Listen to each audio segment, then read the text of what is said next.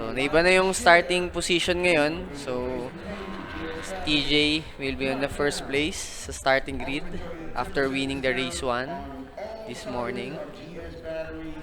Followed by Marvin, P2. And then Dashi Watanabe, P3. Lomac is going to be P4. And Josh Tan, P5.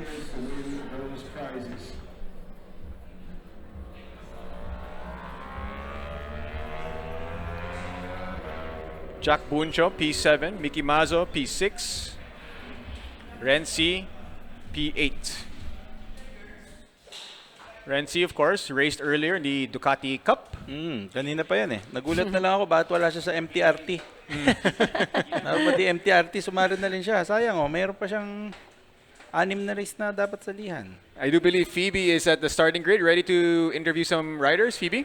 Yes, we are back on the grid for the final race of the PSBK. Kumbaga sa pelikula, ito ang climax ng pelikula, if I may say so. Alright, so we are here at pole position with TJ Alberto. Again, when we did the time trial, he was number 3. Now, race 2, he's back at number 1. So how did you do? How was your race this morning? Race 2, thank God we got a good start. Was pretty happy to start from 3rd and then get the whole shot into turn 1, so that was good. Yeah. Now we're starting from 1st. So of course we hope to do a repeat of this morning, but let's just do our best and let's see what we get. Yeah. What I noticed with you is hindi ka masyadong pressured when it comes to time trials as long as you're in the front row, but then when you're actually racing you become all competitive. Is this like a strategy of yours or who taught you this? Yes. It's a strategy of yours. Yeah. Turo ni Daddy. Yeah. Okay. So like talking about your dad now, what's the best advice he has given you can say? Sorry, what's that? What's the best advice your dad has given you? Everything. My dad is not just my dad. He's also, of course, my mentor, my coach, my crew chief, everything. Right. Without my dad, definitely we won't be in front row. Exactly. So now you have a really comfortable lead. So will this affect the performance throughout the season, you think? Well, of course, the goal is always to score as much points as we can without risking too much. So let's see what we can do today. All right. Thank you, TJ. Talk to you again later. All right, let's move on to P2. Marvin Mangolabnan. Ayan, who was earlier was P1. Now he has become P2. Hi Marvin, kamusta? How was your race this morning? Actually feeling good naman. Nag-third ng mga few laps, tapos nakuha ko naman si Dashi. Then after that, good naman yung naging battle namin with TJ. Kaya lang, I think the bike is not enough. Yeah, so your overall standing, because we're halfway through the season, you're number 2. So how does this affect your game plan, yung strategy mo moving forward through the season? Actually, looking forward to this final race of the leg. And looking for a better result. Tingnan natin kung makukuha natin si TJ. Matanong ko lang, no, do you get frustrated kapag mid-race and like kasunod na magkasunod? So do you get frustrated at all? Actually, now I feel frustrated. Especially, I think first leg of this season because it's very hard to fight with the factory, especially when you're a privateer. So it's very hard. So especially with the budget and everything, it's very hard. It's very hard. So I think I'm just Ducati is Ducati, of course, and Dashi is Kawasaki, and I'm running for Motul. It's not a factory team, so it's very hard. But still, we're gonna do our best. Yes, I'm sure you will. Last question before we move on. Sa palagay mo ba, pag umuulan, does it level the playing field sa iyong paningin? Yes, 100%. So you wish it would rain? All right, good luck, Marvin. I hope you get P1. Moving on to P3, we have Dashi Watanabe. Kanina, Dashi was second place after the time trial yesterday. Now you're at P3. So kwentuhan mo kami, kamusta yung race mo this morning? Yun nga, sabi ko kanina bago mag-start yung karera.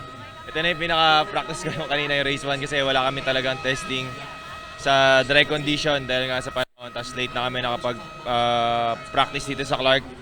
So, hoping na maging maganda yung adjustment namin ngayon race 2.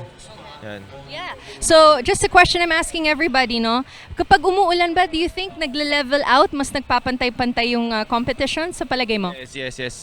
Ulan, mas okay sa akin yung ulan kasi walang bike power. Oo, kasi pare-pareho lahat. So, rider skill talaga. Oo. Okay. Thank you, Dashi. Good luck and be safe. Back to you guys. Alright, maraming salamat Phoebe Walker, and yun nga, no? So sabi nga ni Dashi sa ni Marvin, it levels the playing field. So, and it honestly guys, mukhang uulan na to. Like in the latter stages of this race. And this is race number 2. So let's see what's gonna happen here. But these guys are all skilled riders. They've all been Yes, this is the cream of the crop. this is it, no? right? These are the best riders Race, here in the yes. Philippines. And whether it's sunny, Yeah. it's raining, dry, wet, it doesn't matter. These Yes. guys know what they're doing. They These will guys are gonna push it to the limit and go for the win. High level, giving us some world-class racing experience right here at the PSBK But another thing that Marvin said kanina, no, Championship. mahirap talaga when you're going up against factory teams like Kawasaki and Ducati. And sabi nga niya, privateer, Motul yung sponsor niya, pero hindi siya factory team. What he means by factory is syempre yung Manufacturer. Oo. Spare bikes, parts, magkaiba So yung support. basically, he's not a beginner racer naman, di ba? Oo. So I think he would need like a better maybe team manager who goes around and goes around to do the sponsorship and talk to the manufacturers, no? Kasi si Marvin naman very dun sa mga niya brand equity niya, Yeah, magaganda yung marketable. niya, marketable naman siya. And of course, one of the most winningest rider. Oh, that's right. Yung pinaka may Four-time tsansa. or 5-time Philippine Superbike champion. Mm. Yung credentials niya, hindi kulang. Sobra-sobra pa. And this is the warm-up lap for the Superbikes.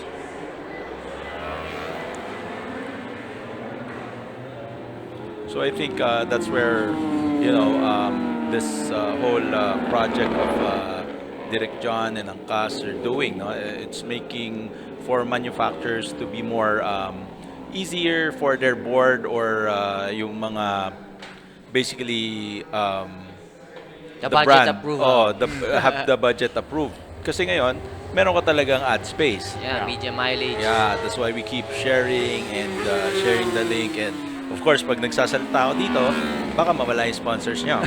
Pero ako na lang mag-i-sponsor. Pwede. Pero dapat manalo kayo. Talunin nyo talaga si TJ. Hindi pwede yung gusto nyo umulan. Magje-jet ski na lang tayo niyan.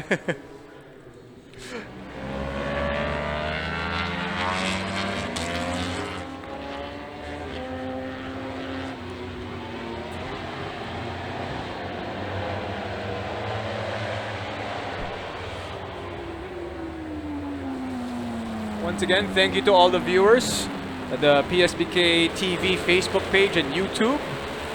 Grabe yung viewers natin, no? Ang dami. Although hindi ko nakikita, feeling ko lang. Imagine dati wala, di ba? Yes. You can't even view it. Oo, yes. Kwentuhan na lang. Kwentuhan lang. Oy, meron Photos dito. lang. Photos. Maybe yung replay na lang yung pinapanood, di ba? Yung link after the replay. Oh. Ito, ganda talaga yung mga shots ni John. Yes. Drone shots. He has a lot of cameras around the racetrack. It's a great, fantastic start, no? First season pa lang for the broadcast team, and we've seen the improvement throughout the season already. Yes. Yung Yung improvement, onboard camera. I mean improvement from the last 2 races na absent ako, Oo. no? And to now, medyo iba na, mas madaling makita yung mga yung mga data. Okay.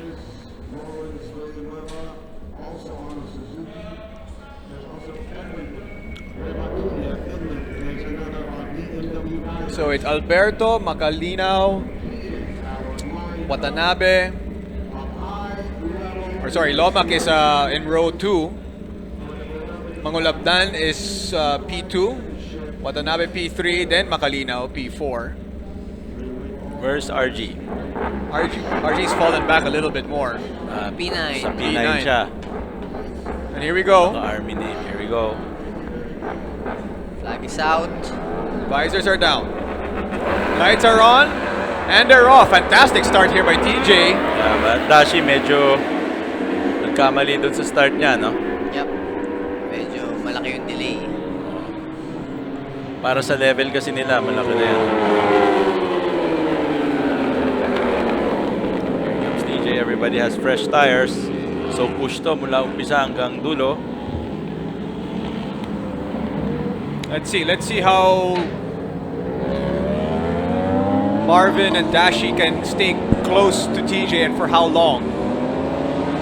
They're probably hoping those clouds arrive sooner than later.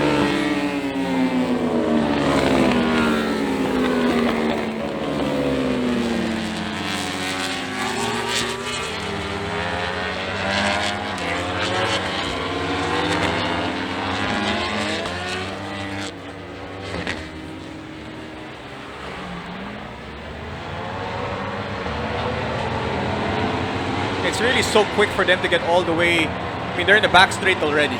Yes. About to enter that. Oh. Akasha. Kaka-start lang. Oh.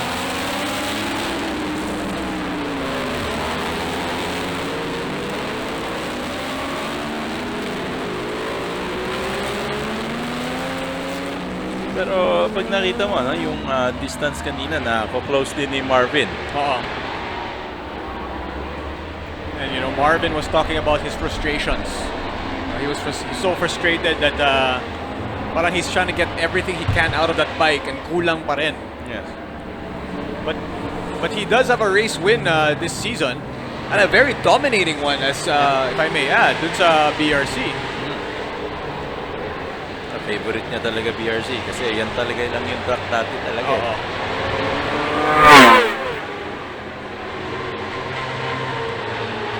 Like I said, no, I think the riders should also, besides of making money outside of you know, teaching, you know, I think yung kailangan you have to get a partner or a manager to do these things for you, no? Because you have to focus on one thing. Wala naman tayong nakitang driver na binibenta yung CB niya sa Honda, di ba? So everybody has their own strength. Actually, si Marvin nga started a YouTube page, YouTube channel to try and help with the sponsorships, no? To try and close more sponsorships. Okay, that's a good one. You know, you have to really think outside the box. Exciting lang yan kasi actually kayong tatlo lang naman nila Dashi talaga yung nasa top tier, no?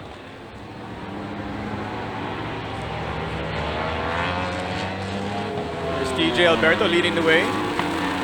Marvin Mangolabnan and Dashi Watanabe. Smooth.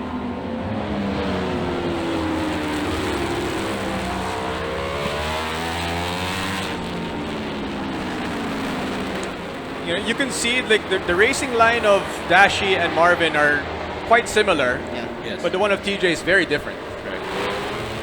Because yung engine, no? Similar kasi yung engine ni Yeah. Marvin tsaka ni Dashi, which is inline. And riding style, magkaibang magkaiba. If you're more of a point and shoot, talagang you will use more real estate. Kasi outside, inside, and then hindi masyadong corner speed. Talagang hinto eh. Hihintuin mo na. And yung goal kasi na mag-change kagad yung bike direction, importante. Kaya makikita mo mas malalaki yung ginagamit na line ni TJ to capitalize yung power band ng Panigale V4, which is yung acceleration to mid-range compare sa inline na more top and power. Sa track natin, of course, konti lang naman yung straights na gano'n. No? Pag makikita natin, tingnan natin si talagang sa mga first 2 to 3 laps, magkakadikit talaga sila Timothy, Marvin, and Dashi. No? Pero later on, as the lap goes, si Marvin and Dashi usually na ano. So tingnan natin itong natitira. No? Tingnan natin how Dashi is gonna keep up with the front pack. Kasi time, very competitive pag tinignan mo. Oo, Pareho. not even separated by 1 second. Yeah. Yeah, they're all in the line of 150.5. Yeah, I think all of them. Dashi hit 150 only this year, no?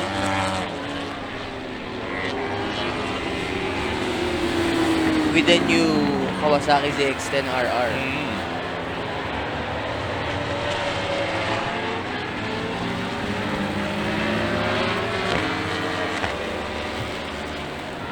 Fastest lap of the race goes to TJ Alberto, currently 150.533. Marvin Magulabnan, 150.553. While Dashi Watanabe is 150.568. That's how close the three Grabe, riders very are. close. Oh. Millisecond. So here, makikita natin. Yan, umiiwalay na si Dashi ng konti.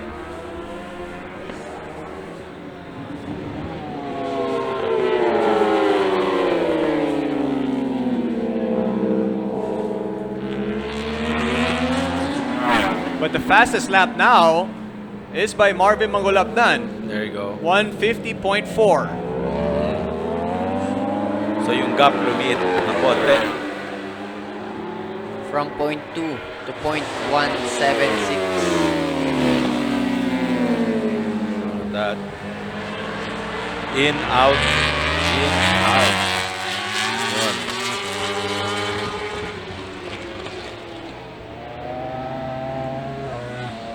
So kung mapapansin nyo, no, dumidikit sila kay TJ sa braking.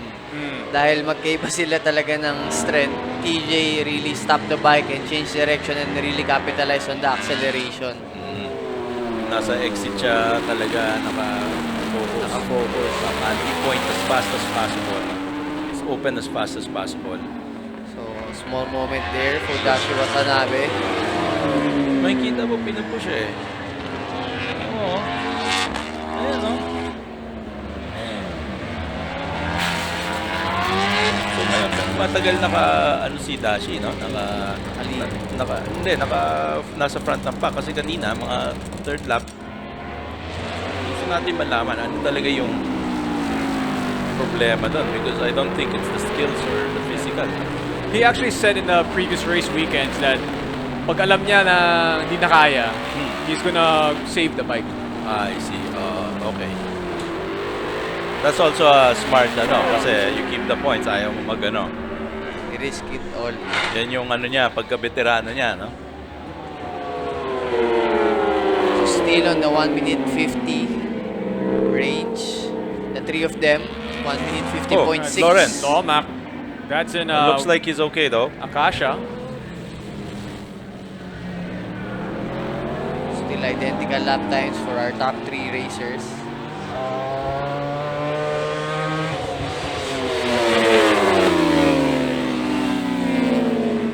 Ganda ng oras ni Lawrence, mga 1:55. Maybe we can get a replay of that and what happened to Lomac there at Akasha. But these three riders are gonna see that bike soon. Hindi, nalagpasan na nila. Ano ba yan? Akasha yata yun. Oo, tama. Akasha pala.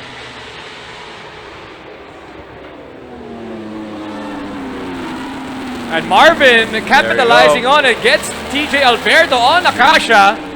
Marvin Magulabnan now your race leader, followed by TJ Alberto and Dashi Watanabe. So Magulabnan, the frustration he showed before the start of this race, using it to fuel him to become your race leader. Well, kanina malapit naman talaga eh. Yeah. So, kanina pinag-aaralan niya na siguro. Mahihain lang to si Marvin. Sabi niya, second race na. Ito na. Oo. But when Marvin Magulabnan has a clear track in front of him, he is very difficult to catch up to. Yes, but syempre magaling din talaga si TJ.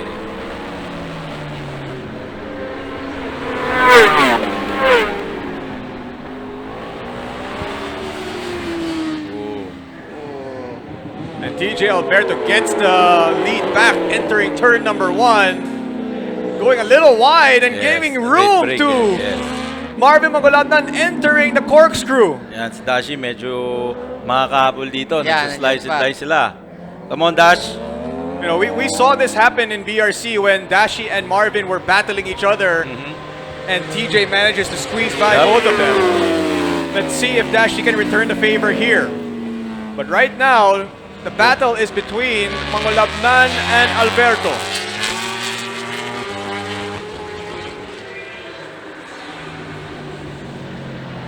But if you're TJ right now, you know you have a decent lead Yeah. for the overall championship for the season. How much do you really want to risk it? I think pagkadating kay TJ, ano to showman to he will risk it all. Ayun, may display pa si Ducati dun sa damo.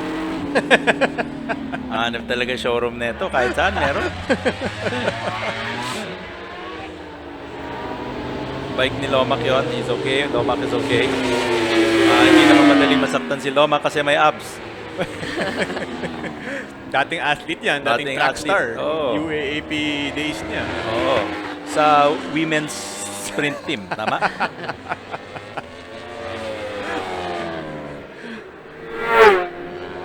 Look at the concentration in Marvin's face. Yeah. That guy means business right now. He's got the lead on TJ Alberto. He does not want to give it up. 3 laps to go. Okay, medyo nag-really siya doon. So, lost power. Yep, and that gives a chance here to TJ Alberto, who gets the lead once again, entering turn number 1. Make it stick, make it stick. Yun. Ang si Marvin nag-wide din. Ooh, the race pressure. The action between these two, always non-stop. And the 3 of them still on the Yan, si Dashi. Yan, 150.6. gusto natin makita.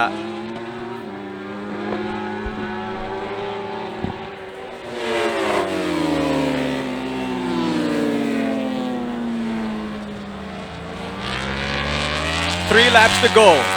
Alberto, Mangolabnan, Watanabe. That's your top 3.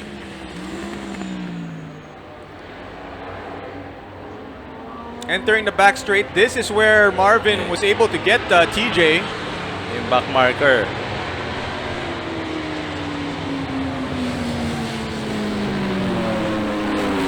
A little too far there for Marvin.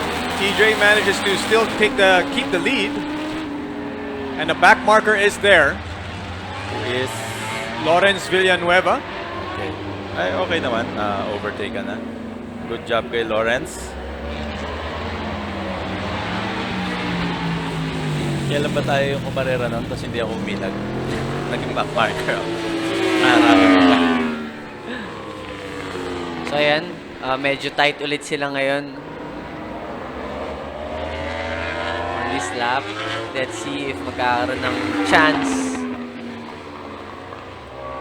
si Marvin.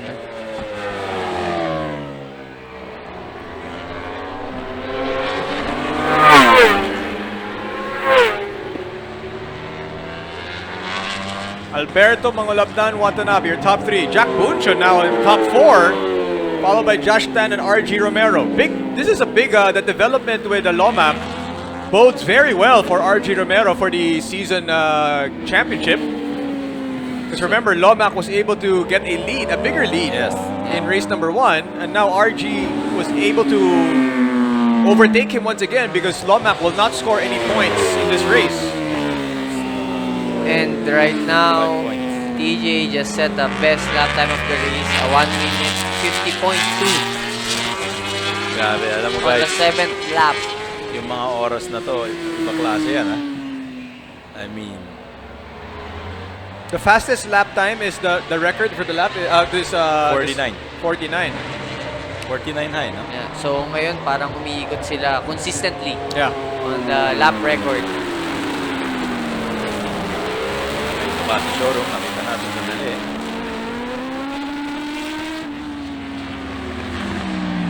Yan, si Dashi, unti-unti conserving the bike. Pero nakikita pa rin siya. Yeah. The second race, Oh, kanina wala eh. The kanina first race wala talaga. Until last 2 laps, no? So, dalawa na lang. Mangolabnan trying to squeeze everything out of that BMW. as we come to our final lap. Once again, it's Alberto and Mangolabdan battling it out as they both cross the start-finish line. The gap between the two It's Dashi. Nakikita mo rin. is 0.3. So another 1 minute 50.2 for DJ Alberto. Kailangan siguro ni Marvin na since ganyan naman nandyan na sa level na yan, kailangan na ang order niya yung Alpha Racing na BMW from the race team factory. No? Only way he can be competitive. Maghanap tayo ng casino sponsors, Marvin, tsaka sigarilyo. 6 yung bike mo. TJ Alberto.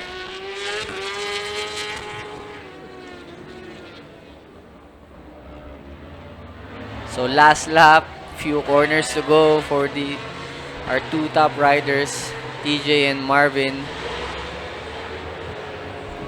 So out of the equation na ang Akasha turn for Marvin. Medyo malayo si TJ. Iba kasi yung ugali talaga eh. It comes down to ugali ni TJ eh, di ba? Yung competitiveness. Tingnan mo naman ini-interview parang nasa beach. Ha? Lahat ng ka-team niya nakakala mo manonood silang IMAX. Naka-IMAX 3D na mga sunglasses. Sponsored yun, sponsored ng Vamos eh. That's what I'm saying. Paring Drew Arellano. Yes, si Paring Greetings. Drew. Papa Drew. Tsaka si Javi.